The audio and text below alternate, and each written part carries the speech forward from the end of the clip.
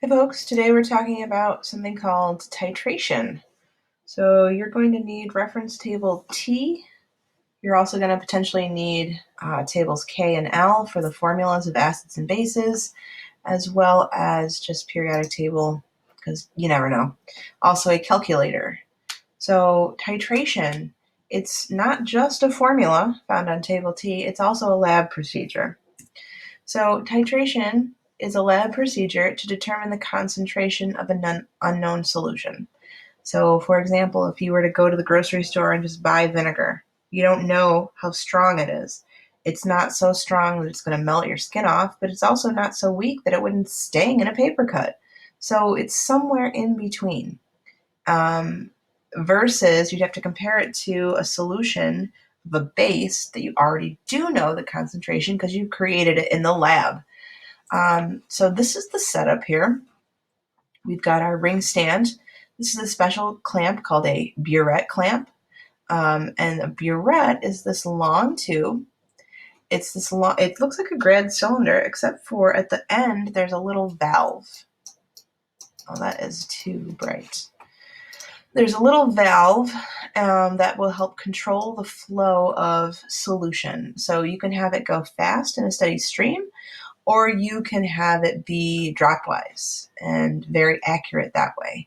Burettes also are calibrated, or should I say graduated, where the 0 is on the top and the 50 is in the bottom. That is no difference in figuring out how much you used. You just always take your final minus your initial and subtract.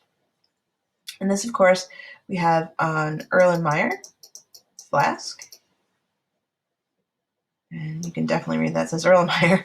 And in the flask, we put an acid of unknown concentration and phenolphthalein. Do you remember what phenolphthalein is? That's that indicator that's going to change color. And reference table M has all those indicators. Phenolphthalein is a really good indicator to use for acid-base titrations, just because it's very obvious. It starts off colorless in an acid, so when you put it in here, it's going to start off colorless. You add base until finally it becomes a very bright pink. So that drastic change shows us when we've reached something called the end point, when equivalent moles of quantities are reached. So moles of acid are going to equal the moles of base. Okay, so on reference table T, you will find the formula for this. So let's go there now. Reference table T says that titration is Ma, which is the molarity of H+, that's acid, times Va, which is the volume of the acid, is equal to the molarity of the hydroxide, which is base, times the volume of the base, which unfortunately, you can't see right here. So that's our formula we're going to use, simple algebra. So what you're going to do, and let's go back here for a second. This is what we're trying to figure out the molarity. I don't know the molarity of this. I do know the volume because I put it in there. I will know the volume of base that I use because I can measure it. And I need to know the molarity of base because there can only be one variable. So that's fine too. You can also use titration to figure out molarity of base if you know the molarity of the acid. So it's simply a formula and a lab procedure that helps you figure out the molarity of the unknown, the strength. So in the lab, by the way, there's our setup again. In the lab, you would figure out how much acid, we usually put acid in the flask, how much acid should go in the flask. And we would measure that using a grad cylinder or something like that. And that is what we know. We know of a VA. It looks like a W. We know VA. We don't know the molarity of the acid. I don't know that. Because it's something like vinegar I bought off the shelf, or it's just I threw something together in the lab and I didn't measure it and I don't even know.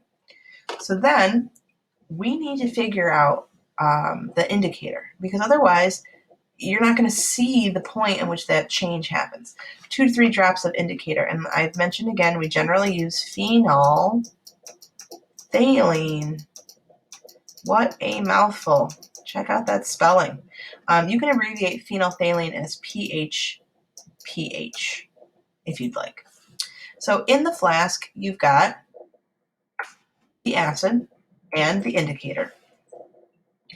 Then in the base goes the burette. Excuse me, in the burette goes the base. And you're going to add base until your solution changes color. Now remember, we're using an Erlenmeyer flask. That means you can hold, this is a terrible drawing of a hand. You can hold the burette, the flask by the neck and give it a little bit of a swirl. And so you'll notice that it starts off colorless. You swirl it and then it's going to be pink just for a second. And you swirl it and it's going to be gone. Then you're going to add more base and you swirl it and that pink remains, but then it goes away. And it stays longer and longer until finally the pink remains forever. So then once that pink doesn't go away, you stop, you measure the volume of your burette, and then you calculate. So here we have the bottom of the burette. You see the valve here, and you see this very faint pink, kind of light magenta. That's the color you're looking for. If it's really, really dark pink, that means you've gone too far into the base realm. If it starts off very faint pink and then it goes to colorless, that means you're still in the acid realm. You need just a little bit more to maintain it. And by the way, again, since you can't see it, molarity of the acid times volume of the acid equals molarity of the base times volume of the base, found on reference table T. So for example, here we have our calculation data table. Somebody has performed a titration. We don't know the molarity of HCl. And what is HCl? Is HCl acid or base? Well, two ways you can figure this out. One, you can just go straight to reference table K, and you can find out that it's hydrochloric acid. Or you could say, this has got to have an H+, and according to Arrhenius, acids produce H+ in solution. So that's our acid. This must be our base. Check out reference table L, it's there. So I already know the molarity of my base. My molarity of my base is 0.50 molar.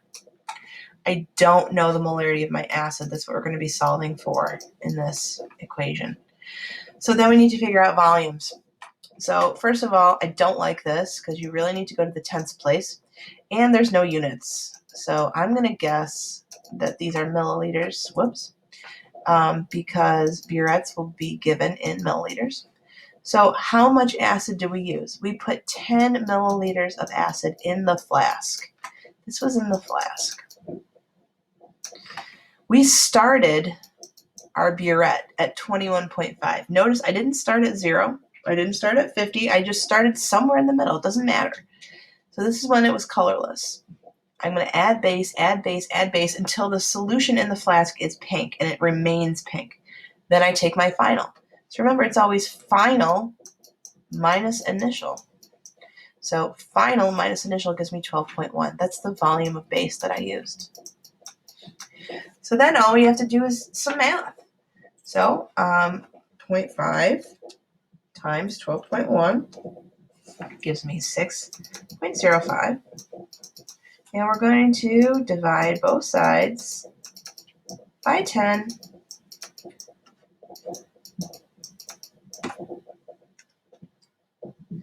And you're going to get the molarity of the acid is 0.605 molar. You want to call it 0.6? Go for it. You want to call it 0.61? That's great too. Not worried about significance figures right now. So that calculation was able to tell us how strong this is. So that's really all there is for titration. Pretty simple. Reference table T has the formula. Reference table K has a list of most of the acids you're going to need. Table L has a list of bases you're going to need. And it's just some multiplication and division. The last little part we're going to talk about are acid-base reactions. So hopefully you remember things like synthesis, decomp, single replacement, double replacement, and combustion. Those are our reaction types. These are specific to when we're using acids or bases. So we have something called neutralization, and maybe you already know what that means. If you are neutralized, speaking of acids and bases, that means they're going to come together and they're going to give you water. So it's actually a double replacement reaction, just a specific kind. Now, acid and base coming together is going to produce a salt and water. What the heck's a salt? Remember, a salt is actually an ionic compound. It's not just NaCl. Everybody just, oh, NaCl. But it's any ionic compound. So let's give it a try. So we have HCl, hydrochloric acid. We have NaOH, sodium hydroxide. That's our base. This is a double replacement. So H is positive, Cl is negative. Na is positive, OH is negative.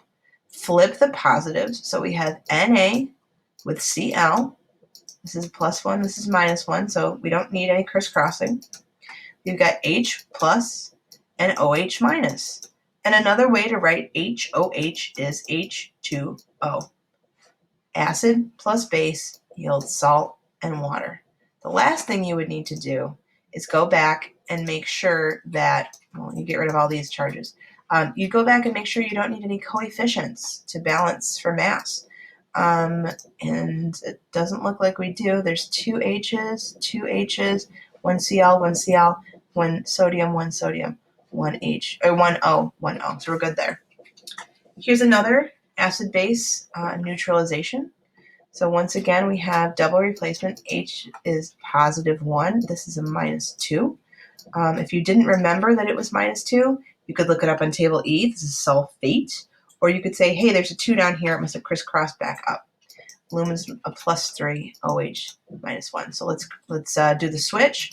Aluminum, which is +3, it's going to be with sulfate, -2, and HOH, or H2O. I'm not crisscrossing anything here. We're going to figure it out. But before we go any further, we got to crisscross our charges there. So what that means is you are going to have 2 aluminums. You're going to have 3 whole groups of that. And then let's go back over here and let's erase all that junk. So then the last thing we're going to do is figure out if this is balanced and do we need coefficients or not. And let me just clean that up a little bit. Well, right away I see that we have 1 aluminum here and 2 here, so I'm going to throw a 2 on that. And I see we've got 3 sulfates here and only 1 here, so there's that. By the way, if this is too fast when you're balancing, go ahead and make your scorecard. Write down all the atoms, count them up. You are absolutely welcome to do it that way. Some people are just able to see it faster than others. So now let's work on these H's and O's. So we've got 6 H's, 6 H's, so that's 12. How am I going to get 12? Let's put a 6 here. Let's see if that works out for O's. So there's 12 oxygens plus another 6, that's 18. 12 oxygens plus another 6 is 18. We're good. It's a neutralization reaction. Always going to be acid plus base, a salt, which is just ionic, and water. Finally, single replacement having to do with acids and bases. So you have to use table J, activity series. Whoever is trying to replace the hydrogen in the acid must be higher on the list. A metal plus an acid produces a salt and hydrogen gas. So this is actually something we did in the lab, I believe. Or we could have used zinc. I can't remember. Anyways, magnesium. On table J, this is a metal. Is it higher than hydrogen, which is considered a metal in terms of table J, but you should know better. Hydrogen is not a metal. Is magnesium higher than H on table J? Yes, it is. So bump H out. Wait, H by itself? Ooh, diatomic H2. Then we've got Mg plus 2, Cl minus 1. Now, where am I finding these? Oh, yeah, that's on periodic table. Look, this is not neutral. Crisscross them down. Erase those other charges. The last thing I need to do is see if I need to balance for coefficients. It looks like I do need to do that. Put a 2 right there, and we're all set. Okay, thanks for watching.